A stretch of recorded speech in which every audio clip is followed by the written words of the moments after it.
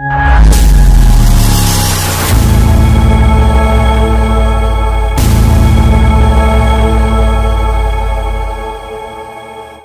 समेत पूरे देश में शिवरात्रि का महापर्व धूमधाम से मनाया गया। उस समय गुजरात और महाराष्ट्र की सीमा पर स्थित महाराष्ट्र में शिवरात्रि विशेष तरीके से मनाई जाती थी। हर साल समुद्र तट पर मेले जैसा माहौल बन जाता है, जहां आसपास के लोग अपने परिवार के साथ बड़ी संख्या में इकट्ठा होते हैं और समुद्र तट पर ही रेत का एक शिवलिंग स्थापित कर उसकी पूजा अर्चना करते हैं। आज भी शिवरात्रि के मौके पर बड़ी संख्या में लोग अपने परिवार के साथ समुद्र तट पर पहुंचे।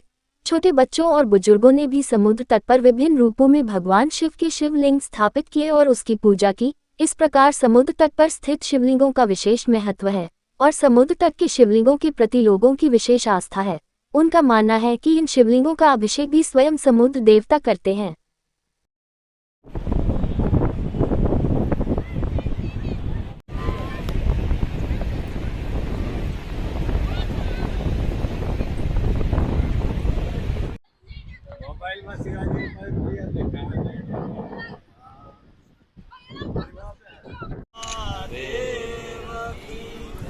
समुद्र नारायण भगवान की जय।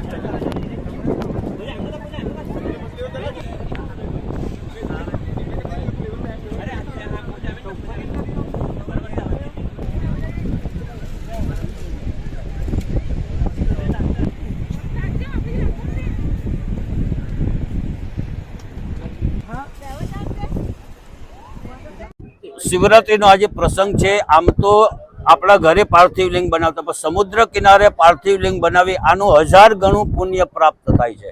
1 ગણું પુણ્ય નહીં, 1000 ગણું। તો આ પાર્થિવ લિંગ આમ તો શિવજીની પાર્થિવ લિંગ કરીને સમુદ્રમાં પધરાવા જાય, પણ સમુદ્ર નારાયણ ભગવાન પાણી અહીંયા જ આપે છે, ઓટોમેટિક પ્રવાહની અંદર વહેતું થઈ જાય છે। આને કહેવાય પાર્થિવ લિંગ। પાર્થિવ લિંગની પૂજા કરવાથી અનેક ગણું પુણ્ય પ્રાપ્ત થાય છે।